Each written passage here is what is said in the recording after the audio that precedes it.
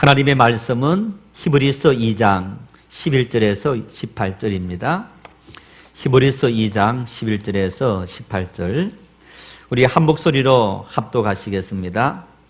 거룩하게 하시는 이와 거룩하게 함을 입은 자들이 다 한 근원에서 난지라. 그러므로 형제라 부르시기를 부끄러워하지 아니하시고 이르시되 내가 주의 이름을 내 형제들에게 선포하고 내가 주를 교회 중에서 찬송하리라 하셨으며 또다시 내가 그를 의지하리라 하시고 또다시 볼지어다 나와 및 하나님께서 내게 주신 자녀라 하셨으니 자녀들은 혈과 육에 속하였음에 그도 또한 같은 모양으로 혈과 육을 함께 지니심은 죽음을 통하여 죽음의 세력을 잡은 자 곧 마귀를 멸하시며 또 죽기를 무서워함으로 한평생 매여 종노릇하는 모든 자들을 놓아주려 하심이니 이는 확실히 천사들을 붙들어 주려 하심이 아니요 오직 아브라함의 자손을 붙들어 주려 하심이라.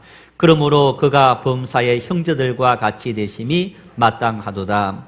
이는 하나님의 일에 자비하고 신실한 대제사장이 되어 백성의 죄를 속량하려 하심이라. 그가 시험을 받아 고난을 당하셨은즉 시험 받는 자들을 능히 도우실 수 있느니라. 아멘. 젊은 사람들에게는 조금 생소할 수 있지만은 전쟁과 이데올로기를 지낸 우리 60에서 80대 세대들, 우리 이 세대들에게는 이 콘스탄틴 비르질 게오르기오가 쓴 25시라는 소설, 아마 우리나라에도 많은 사람들이 이렇게 읽고 또 감동을 받은 그런 책이기도 합니다. 루마니아 출신으로 1949년도에 이 25시라는 소설책을 써내었습니다. 이 25시라는 소설책은 이 루마니아라는 이 약소 국가가 강대국들 사이에 끼어서 그러면서 그 한 나라가 겪는 아픔들이 온 백성들이 겪는 아픔이 되어지고 이제 그러면서 어떤 이 절망을 맛보는 이제 그런 이 삶의 모습들, 이제 그런 삶의 모습인데 본인이 직접 경험한 전쟁에 참전해서 군인으로 참전해서 경험한 이제 그런 이야기가 밑받침되어서 이 1949년도에 전쟁 이후에 이 프랑스로 망명 가서 쓴 그런 책이기도 합니다. 왜 25시라고 책 제목을 정했을까? 왜 25시라고 했을까? 하루는 몇 시간으로 끝납니까? 24시로 끝나는 거예요. 게오르기오가 전쟁에서 경험하고 자기의 삶을 통해서 경험한 24시간까지는 한마디로 말하면 너무너무 비참하고 참혹하더라. 전쟁에서 여러분 서로가 죽고 죽이는 그 참혹한 현장들, 그리고 폐허가 되어짐으로 인해서 많은 사람들이 겪는 고통들 뿐만 아니라 본인 자신이 전쟁 이후에 연합군에 의해서 이제 루마니아가 독일의 점령을 당하면서 이렇게 저렇게 해서 이 루마니아 출신이라고 포로 수용소에 갇히게 됐다는 거예요. 2년 동안의 포로 수용소 생활을 하면서 겪었던 어떤 그 비참한 현실들, 어떤 인간성의 상실, 그 현장 밖에 보이지 않는 삶을 살아가고 있었던 거예요. 그런데 24시까지 하루 종일 그런 고난의 삶을 살았는데 그 고난이 계속 연결되어지면서 25시까지도 연결되어지고 있더라는 거예요. 한마디로 말하면 24시에 그런 비참한 인간의 현실이 끝나는 것이 아니고 계속적으로 그 현실이 이어지면서 인간성이 회복되어지는 그런 희망의 시대가, 희망의 날이 찾아오지 않더라. 이러한 비참한 현실들, 더 이상 구원을, 회복을 기대할 수 없는 그런 현실들, 그러면서 한편으로 뭔가 기대를 갖는 이런 마음을 가지고 책 제목을 25시라 그렇게 지었다고 합니다. 이 게오르기오가 전쟁에 참전했을 때에 수병, 잠수함에서 생활을 하는 그런 군인이었다고 합니다. 지금처럼 이 잠수함 기술이 발전되지 않는 이제 1900년 초반이었기 때문에 이제 그 시대에는 잠수함이 물에 들어갔는데, 여러분 잠수함에서 물속에 깊이 들어가면 산소를 마음대로 공급할 수 있습니까? 없습니까? 공급할 수 없어요. 다 갇혀 있으니까. 지금은 각종 이렇게 이 압축기라든가 뭐 이런 압력계가 있어서 공기가 얼마 남아 있는지 이제 그런 것들을 컴퓨터를 통해서 다 알 수 있는데, 그 당시에는 그걸 알 수가 없었다는 겁니다. 그래서 토끼를 잠수함에서 키우는데, 이 토끼는 공기가 희박하다는 것을 사람보다 무려 7시간 앞서서 느낀다는 거예요. 그래서 이 키우는 토끼가 막 이렇게 공기가 부족해서 막 비실비실 거린다. 그러면 지금 공기가 몇 시간 만에 없어지겠구나 하면서 이 잠수함이 다시 위로 올라와서 부양해서 공기를 넣는 이런 일을 했는데, 어느 날 갑자기 그 토끼가 그만 죽고 말았다는 겁니다. 전쟁통이니까 어디 가서 토끼를 잡아올 순 없고, 그러니까 이 함장이 게오르기오가 다른 사람들보다 훨씬 더 예민한 그런 사람이라서 이제 너가 토끼처럼 이 잠수함에 공기가 얼마 남았는지 부족한지 그런 것을 느끼는 이 역할을 해라. 이제 이런 일을 잠수함에서 했다는 겁니다. 그 경험이 밑받침되어지면서 이 게오르기오가 이제 전쟁을 경험하고, 그러면서 또 이분이 소설가, 시인, 문학도 전공했고 또 신학도 전공한 그런 지성인이기도 합니다. 그러면서 이분이 이런 생각을 했다는 겁니다. 시인은 잠수함 속의 토끼와 같은 존재이구나. 시인은 잠수함 속의 토끼와 같은 존재. 공기가 없으면 모든 사람들이 다 죽습니다. 그래서 토끼가 공기의 희박함을 7시간 앞서 느끼는 것처럼 시인은 이 사회의 모든 사람들이 비참한 현실 속에서 죽어가는 어떤 그 현상을 그 속에 살아가는 사람들보다 토끼처럼 7시간 훨씬 더 앞서 느끼고, 그리고 그 신호를 보내주는 사명이 바로 시인에게 주어진 사명이구나. 이런 경험을, 그래서 그 사명을 가지고 25시라는 이 책을 쓰게 된 겁니다. 여러분, 이 말이 성경 말씀하고 비슷하죠? 예수님께서 오늘 우리 그리스도인들에 대해서 뭐라 말씀합니까? 너희는 세상의 빛이요. 와, 아니 어떻게 알았습니까? 너희는 세상의 소금이라. 너희는 세상의 빛이요, 너희는 세상의 소금이다. 뭘 말하는 겁니까? 세상 사람들은 이 세상이 썩어가는 것, 부패해가는 것 느끼지 못한다는 것. 냄새가 진동함에도 불구하고 방향을 잃고 올바른 방향을 향해서 가지 못하고 있음에도 불구하고 사람들은 그것을 느끼지 못한다는 것. 바로 그리스도인들이 방향을 잃은 세상 사람들 속에서 방향을 제시하고 부패하는 세상 속에서 모든 부패를 방비하는 사명을 감당해야 된다. 자, 생선들이 있습니다. 그 생선들, 여러분, 부패하는 것을 막기 위해서 어떻게 합니까? 소금을 생선에게 치는 거예요. 그러면 소금이 생선에 있으면 저절로 생선은 썩지 않습니다.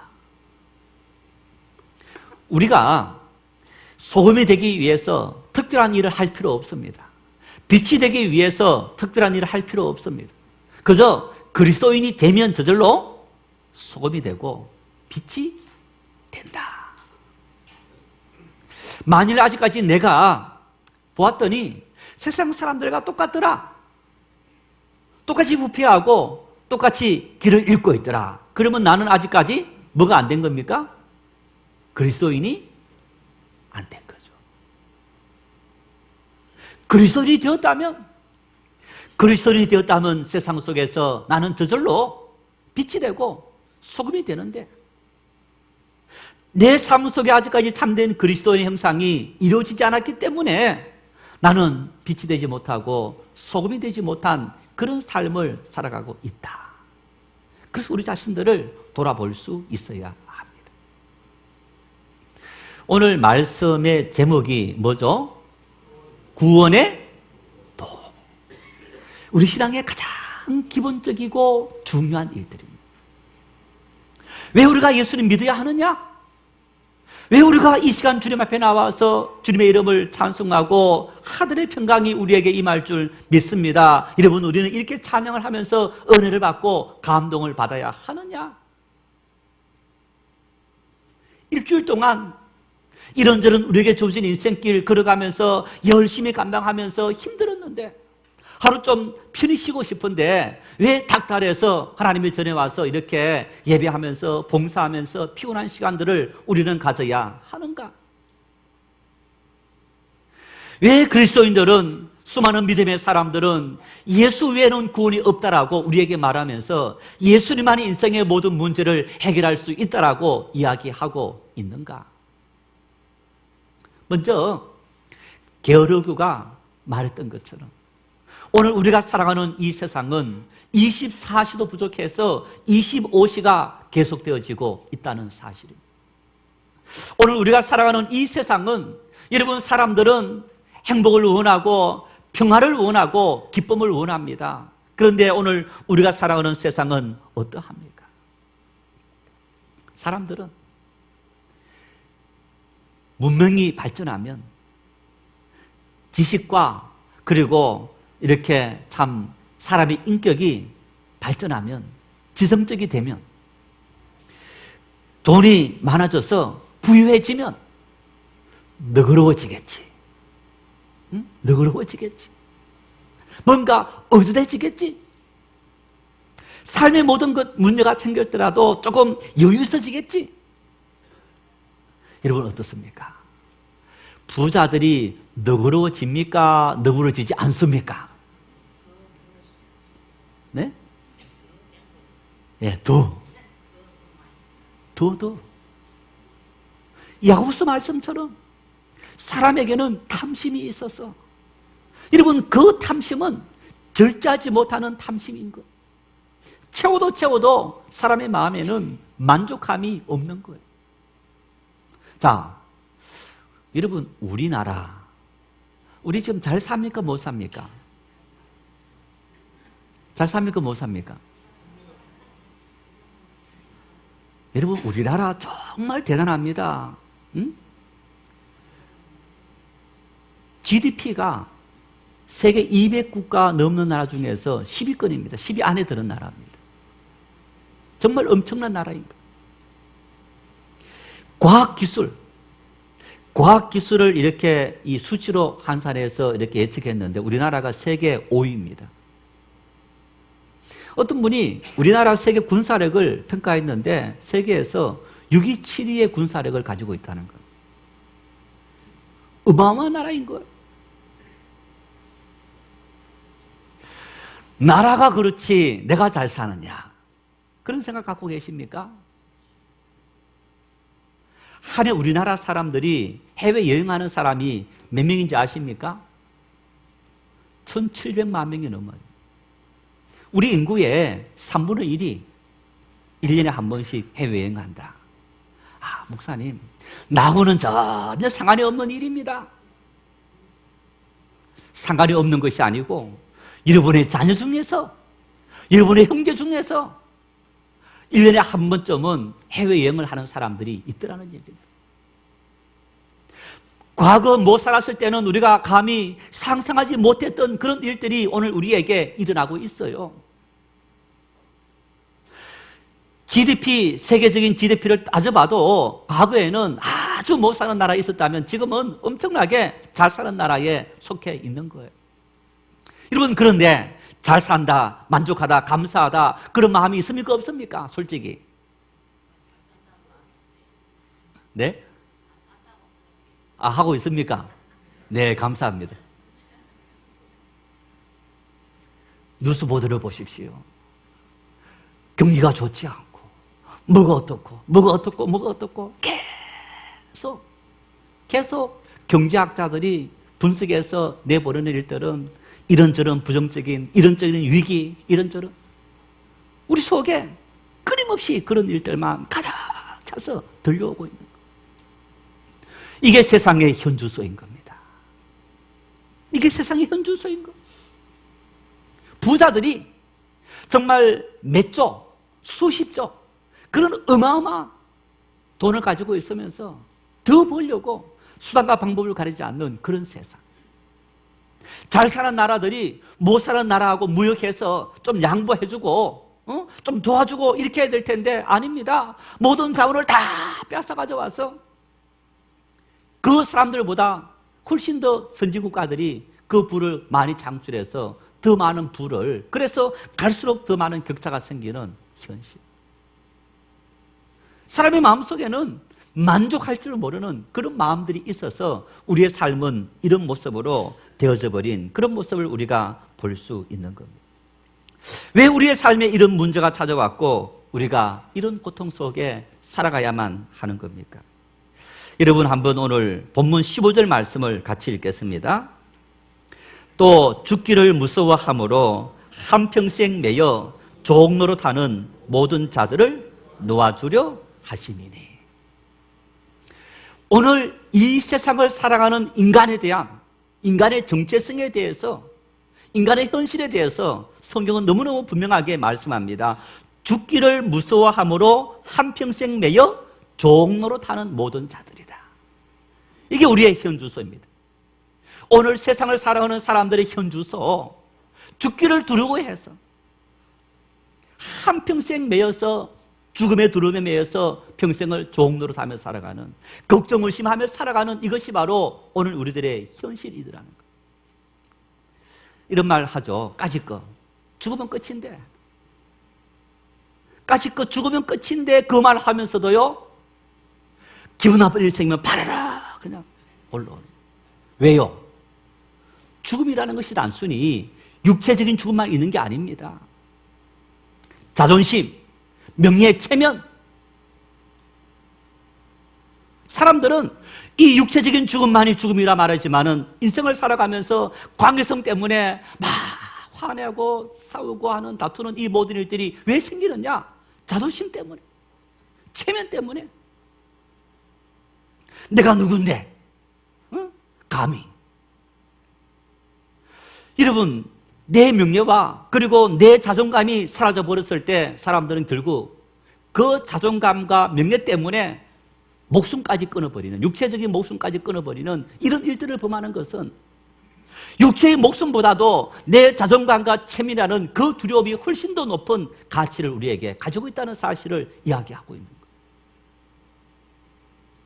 이처럼 우리가 살아가는 세상 속에는 죽기를 무서워함으로 한평생 매여 종노릇하는 그런 인생의 수많은 두려움들이, 죽음들이 우리의 삶에 팽팽히 에워싸면서 우리를 꼼짝하지 못하게 만드는 그런 모습.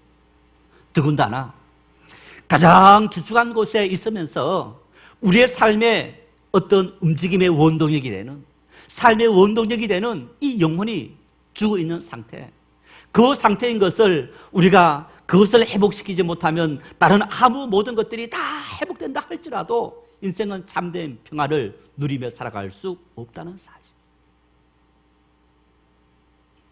여러분, 이것이 오늘 이 시대를 살아가는 우리의 모든 삶의 현주소입니다. 그래서 인생을 우리가 스무고개다라고 말하지 않습니다.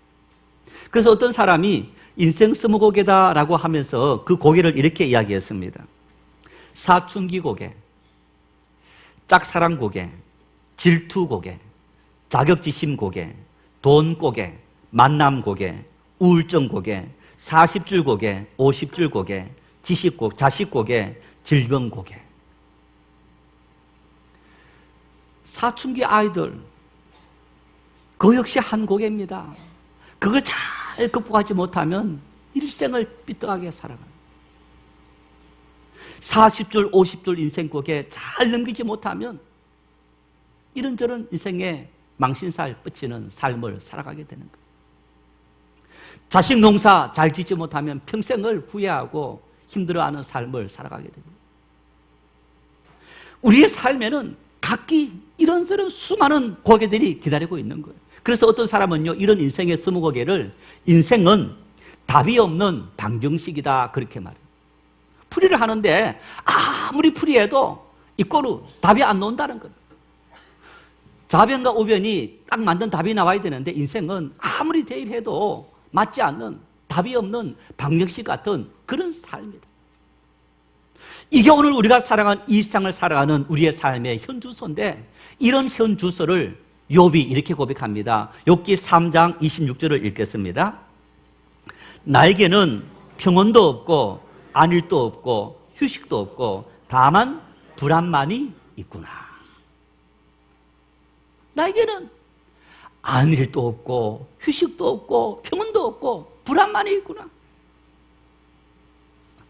하나님 없는 세상, 하나님 없는 인생들, 여러분 이 세상 속에 육체로 살아가는 그런 인생의 모든 삶의 모습들, 죄에 매여서 종로 사는 인생의 모든 모습들은 불안 속에 살아가는 그런 삶이 우리들의 삶의 현주소이더라.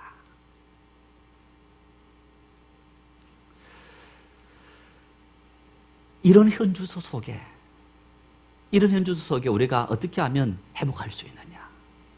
여러분, 그러려면 왜 우리가 이렇게 되었는지, 왜 인생들이 이렇게 되었는지 진단부터 먼저 해야 되는데, 자, 하나님께서 인간을 만드실 때 불안 속에, 걱정의심, 염려 속에, 두려움 속에 살아가는 그런 인생들로 만들어 놓으셨느냐? 창세기 1장을 보십시오. 하나님께서 인간을 만드시고 하나님께서 보시기에 심히 좋았더라. 하나님 만드신 인간들은 그런 모습이 아닙니다.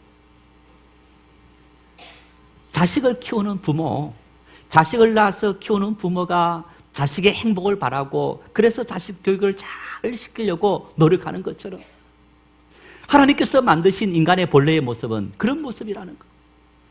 우리는 행복하게 살아가야 될 의무가 있습니다.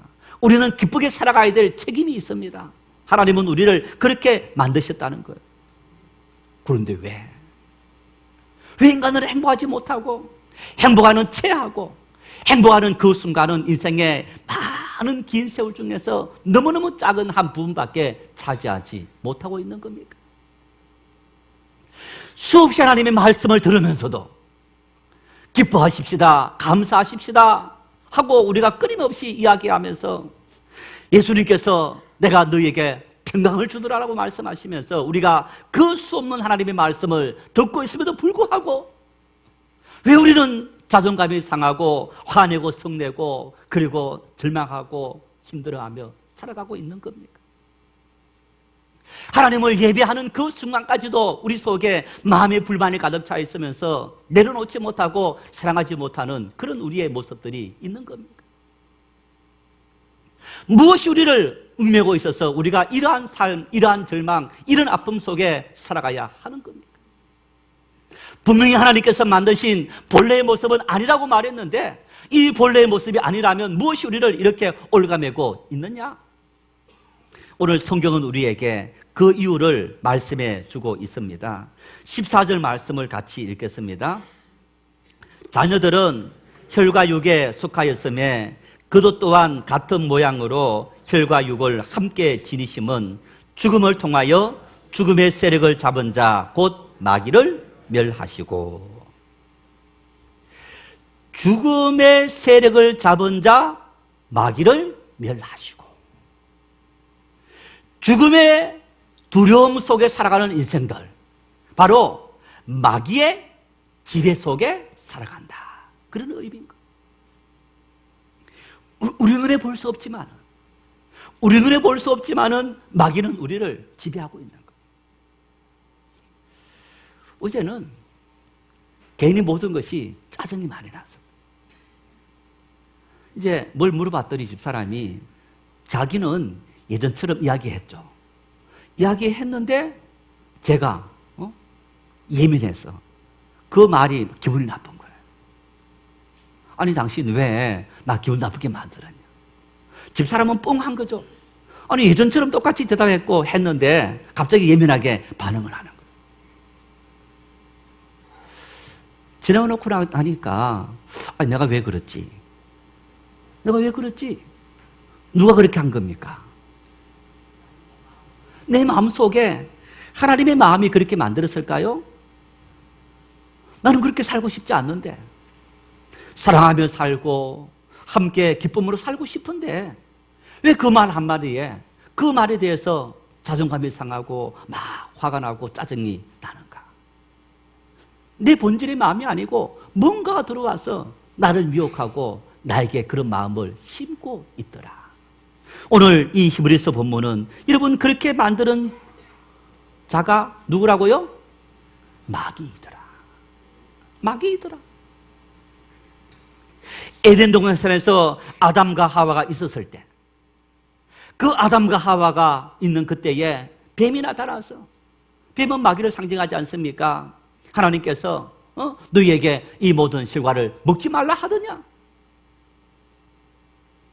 여러분 그러면서 먹지 말라 말씀하신 선악을 알게 하는 그 나무를 먹는 순간 인간은 마귀의 종이 되고 마귀의 지배를 받을 수밖에 없는, 그래서 죽기를 두려워해서 평생을 종로로 할 수밖에 없는 그런 인생들이 되어져 버렸더라.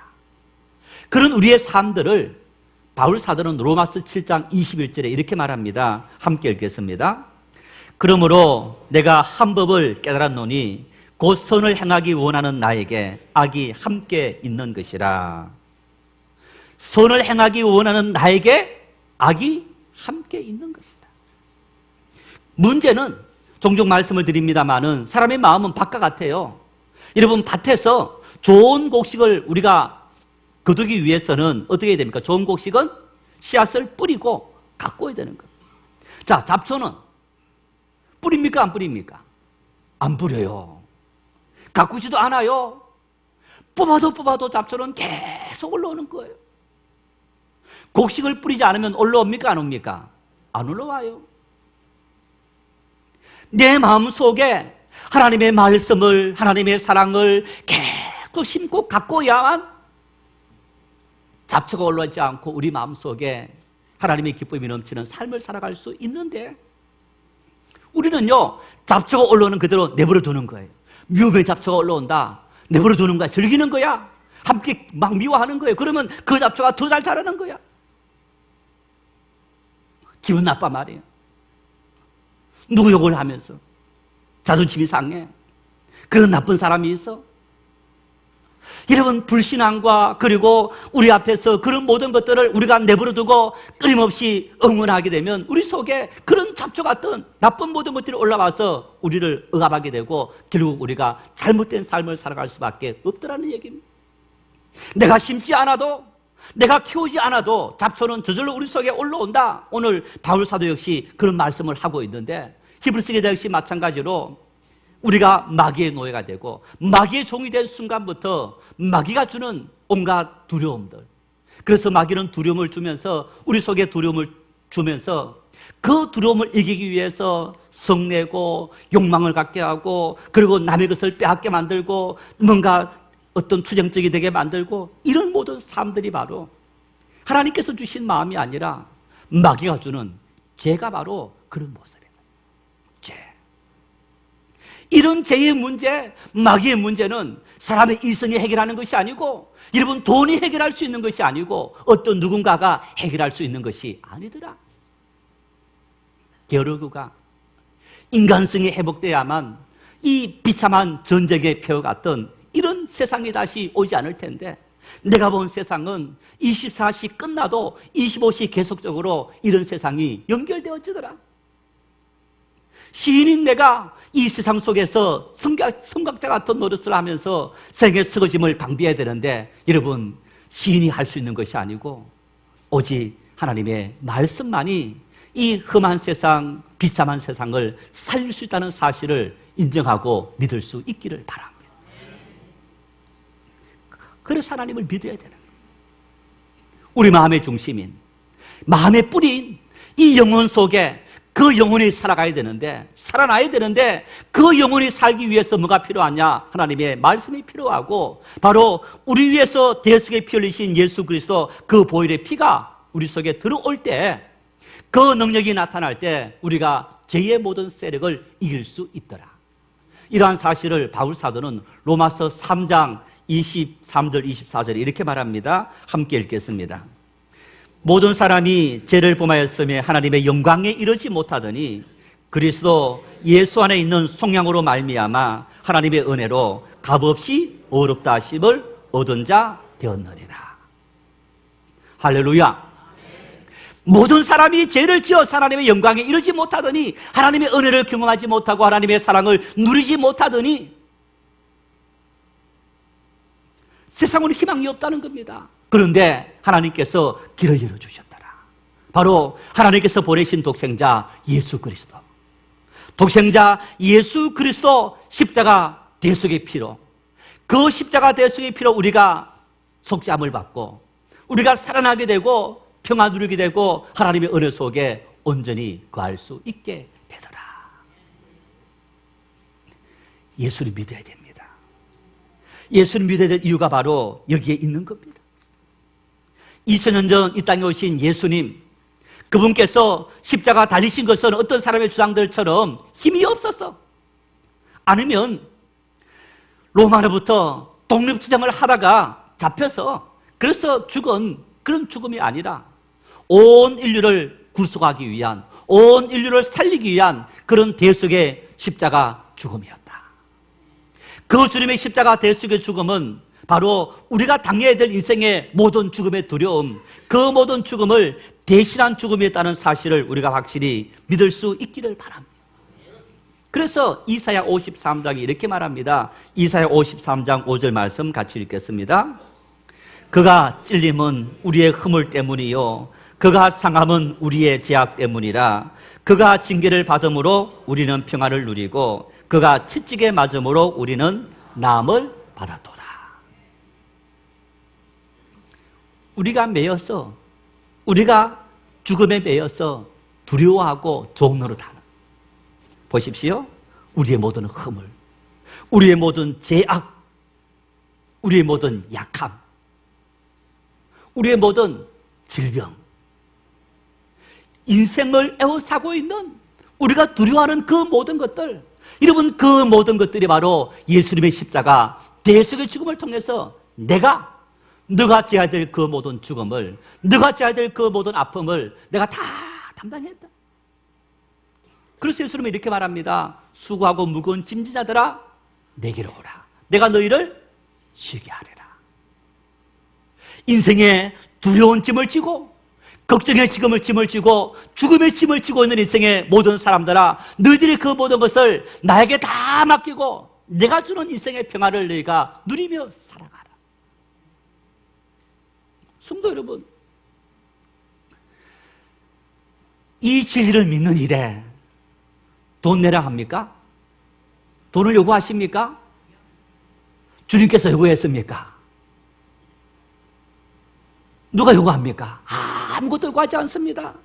이 은혜를 받아라. 이 은혜를 받아들이면서 너희의 삶에 평강 누리라고. 이 은혜를 받아들이고 믿고 살아가면서 이 험한 세상 속에서 끊임없이 불만족 속에, 그리고 참혹한 세상 속에서, 이따위 세상이라고 우리가 힘들어하는 세상 속에서 기쁨으로, 감사함으로 찬송하며 살아갈 수 있는 그런 삶의 은혜를 누리라고 값없이 공짜로 은혜로 주신 하나님의 진리의 말씀. 왜 이 사실을 받아들이지 않습니까? 안 믿어지십니까? 받아들이지 않습니까? 로마서의 바울 사도는 이렇게 말합니다. 우리 로마서 말씀, 로마서 9장의 말씀을 함께 같이 읽겠습니다. 9장 9절입니다. 내가 만일 내 입으로 예수를 주로 시인하며 또 하나님께서 그를 죽은 자 가운데서 살리신 것을 내 마음에 믿으면 구원을 받으리라. 13절입니다. 누구든지 주의 이름을 부르는 자는 구원을 얻으리라. 누구든지 헌금 많이 하면 구원을 받으리라 말씀하지 않습니다. 누구든지 봉사 많이 하면 내가 너희를 구원해 주리라 말씀하지 않습니다. 누구든지 주의 이름을 부르는 자는 구원을 받으리라. 누구든지 삐딱한 사람이든 죄가 많은 사람이든 좀 착한 사람이든 능력이 많은 사람이든 능력이 없는 사람이든 똑똑한 사람이든 가난한 사람이든 누구든지 주의 이름을 부르면 예수 그리스도를 내 마음에 받아들이고 인정하면 주님께서 우리에게 구원의 은혜를 베풀어 주리라. 이 험한 세상 속에서 빛으로 살아갈 수 있는, 소금으로 살아갈 수 있는 능력과 은혜를 우리에게 부어주시더라. 구원의 도인 거예요. 구원의 본질인 겁니다.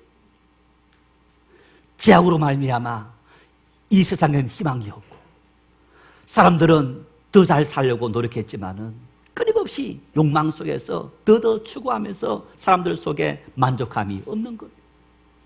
왜 인간에게 만족감이 없느냐? 더 똑똑해졌고 더 도덕적이 되고 더 윤리적이 되어졌는데 왜 사람들은 이기주의 되고 자기밖에 모르는 그런 오만한 삶을 사느냐? 죄성이 있는 인간에게는 희망이 없다는 얘기예요. 이런 인생을 살리시기 위해서 예수님께서 이 땅에 오셨고 십자가 지셨고 우리의 대지상이 되셔서 우리를 살리셨다. 누구든지 그 사실을 믿는 자에게, 누구든지 예수 그리스도를 받아들이는 자에게 오늘 13절 말씀에 내가 그를 의지하리라. 주를 의지하고 주님께 모든 것을 맡기는 사람에게 주님은 주님의 평강을, 주님의 은혜를, 하나님께서 만드신 인간의 본질적인 삶의 은혜를 누리며 살아갈 수 있는 축복을 우리에게 주셨더라. 성도 여러분, 믿음은 내가 해도 안 해도 선택사항이 아닙니다. 믿음은 살았냐 죽느냐, 정말 이 믿음을 선택하면 삽니다. 어떻게 사느냐? 평화롭게 삽니다. 영원을 삽니다. 행복하게 살 수 있습니다. 이 믿음을 선택하지 않으면 불행 속에, 영원한 지옥으로, 고통 속에 두려워하며 살아갈 수밖에 없는 인생인 겁니다. 평화롭게 살려고, 잘 살려고, 돈을 벌기 위해서, 공부하기 위해서, 직장 가기 위해서 정말 노력하고 애를 쓰지 않습니까? 여러분, 그 모든 것을 기쁨으로 만들고 가치 있게 만드는 이 믿음, 우리 이 믿음을 위해서 아무것도 요구하지 않습니다. 공짜입니다. 예수 그리스도를 믿으면 누구든지 이 은혜를 베풀어 주신다고 우리에게 말씀합니다. 이 진리를 받아들이지 않습니까?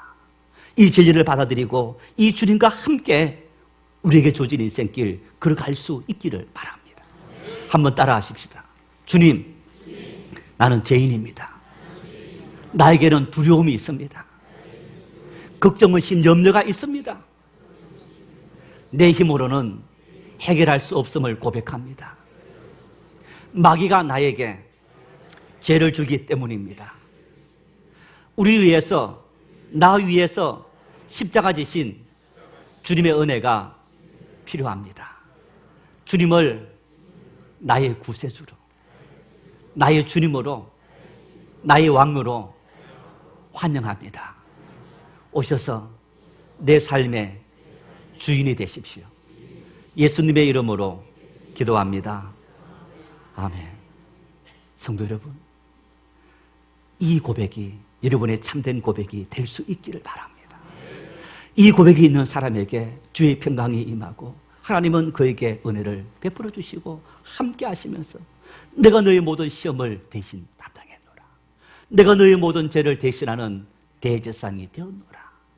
그 주님께서 오늘 우리에게 말씀하시는 이 진리를 우리가 받아들이고 그래서 주님 안에 참된 평강, 은혜를 풍성히 누리는 믿음의 축복이 우리 모두에게 넘칠 수 있기를 축원합니다.